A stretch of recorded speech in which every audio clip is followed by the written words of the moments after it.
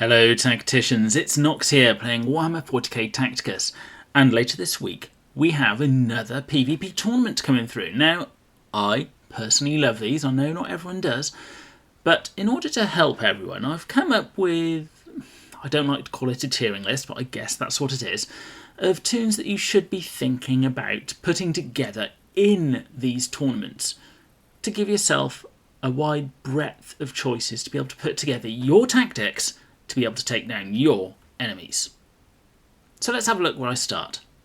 First, let's start with our Overwatch characters, and it won't come as any surprise that the top picks here are Calendis and Ravas. They, quite simply, are the cream of the crop. However, if you don't have them, you can certainly look towards Certus, and if you're lucky enough to have Morgan Ra, he's certainly worth a look.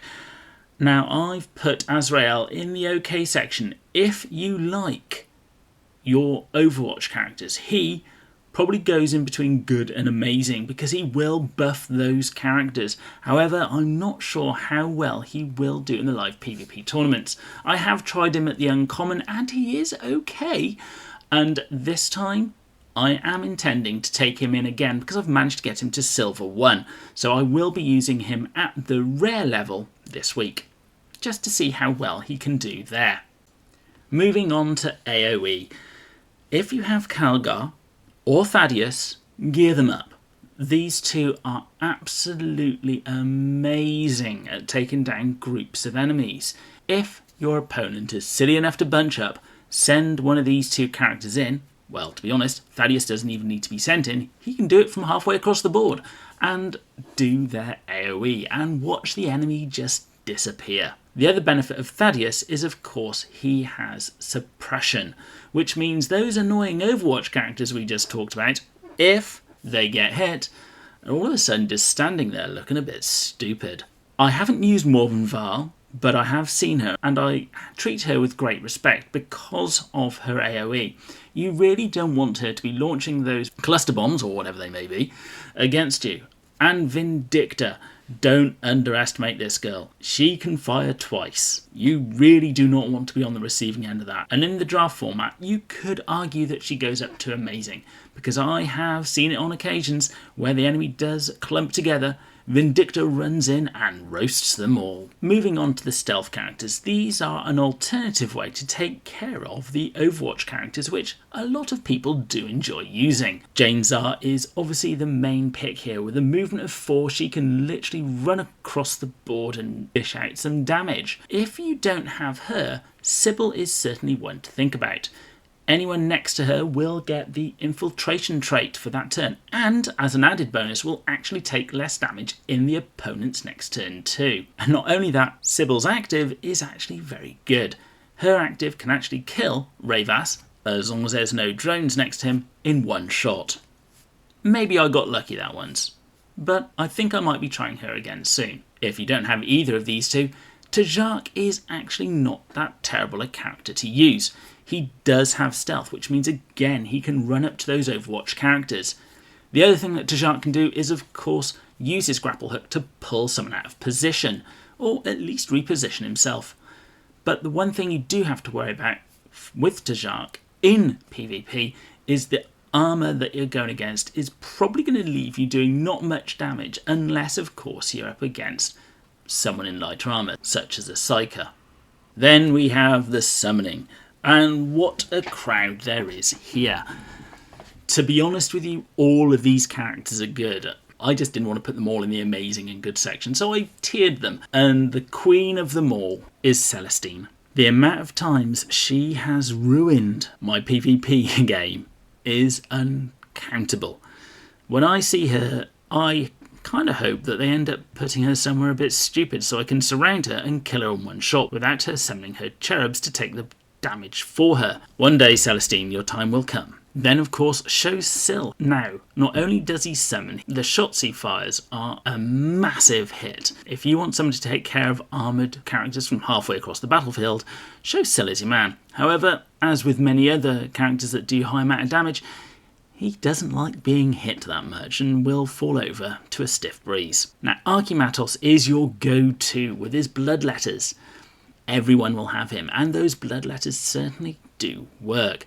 The only thing you need to watch out for are people like Ulf and Jane Zar, who will just look at those bloodletters, laugh and kill them in their stride. Aleph Null is again a great character. Now, they have been nerfed recently, but when you first summon those scarabs, they still do piercing damage, which will put a dent in whoever you're attacking, unless it's Ulf. And if the enemy is stupid enough to let those scarabs go unchecked, they will be swarming across the battlefield. However, I don't see many people allowing the scarabs to do that anymore. Yarrick is down here as well, although you could probably put him in okay, or maybe even worse. His summons are actually best during the later part of the match, where you may have lost one or two, or other summoned creatures, so he will produce the maximum number of recruits as possible. Creed and Bellator. Now, I'm not saying they're bad. They are certainly good characters. Creed, with his ability with the Imperial Guard troops, will help Yarrick's troops as well, making them all move and fire again. So if you've got Creed, I'd put in Yarrick too. And Bellator actually has quite a high armour, which can make him tricky to deal with. And again, you want to do that summon as late as possible to get as many of Bellator's friends as you can. Finally, we have the buffing troops. In here we have Ornshi. Now, if you don't like Rayvas doing Overwatch once, how about if he does it again? Yeah, I don't like that either. But of course, it doesn't end there. Marnius Calgar could do his AoE, as could Thaddeus. He is one of those characters we don't see very often, and when you do, you really do underestimate him. Again, he's one of these characters that I want to take into live PvP, just to see how well he now does that I've got him up to Silver 1. Eldrian, not someone you see very often in the live PvP tournaments. But with his ability adding in extra damage, if you do want to bring in a buffing unit, probably will still be one of the better ones to bring in. Combine him with a unit such as Jane Zar or Morgan Ra, and I think whatever they're attacking will be dead very quickly. Finally, Makatup. He used to be the staple of any live PvP tournament, granting your troops one extra movement if he was next to them. Nowadays he's not seen so much, unless of course you're bringing in Aleph Null, because the trick of making those scarabs go again is still a good one. Now, I obviously have missed out a vast array of characters, and mainly because I haven't used them and I haven't really seen them. One character who isn't on this list, and who probably should be, is Ulf, although I didn't really know where to put him. Maybe I need an extra section of just generally good characters to put him under. But if you have Ulf, he is a great character to take in. He does need a bit of protection, because he doesn't have stealth like Jane Zar. However, he's very manoeuvrable, being able to cross over the barbed wire, and he chops those summons in half if they're ever near him. If you have Ulf, I would say he's always worth considering putting into your team. Now, there's a lot of characters here, and in the draft format we have to take in 7 and only use 5 of those. So what do I take in? Well, I would say you'd want to take 1 or 2 of those Overwatch characters, at least 1 AoE character, at least 1 character who can deal with the Overwatch characters, so a Stealth and Summon can both do that very well. With Stealth, they just run up to them, and they can't shoot at characters that are not next to them. And Summoners, if you summon one of your creatures right next to them, again, they're in that same situation. They then can't shoot at anyone that's not next to them. And as an added bonus, if the summon is just dropped next to them, they don't shoot them either. Take Archimatos' demons, for example. If you turn one of those drones into a demon, all of a sudden his Overwatch is no more. And the buffing characters, well, it's really a choice. You don't have to take them, it's really up to you. You just have to realise that you really don't want more than 1 in your team, because if you get 2 buffing characters placed on the first turn, they're not going to be doing the best they can. So those are my suggestions. Now, I don't follow them myself. I like to mix it up a bit. If you do see me in the live PvP tournament, I will probably be taking in Abaddon this time round. I've just got him up to Silver 2, and, well, I'm very curious if he'd be a good match. Now, I know that he's still not a great match against Rayvas, as he will get vaporised with our Overwatch. However, if you combine him with Sybil, now there's a thought worth exploring. Now, these are just my own opinions. Tactics is really the king of the hill here.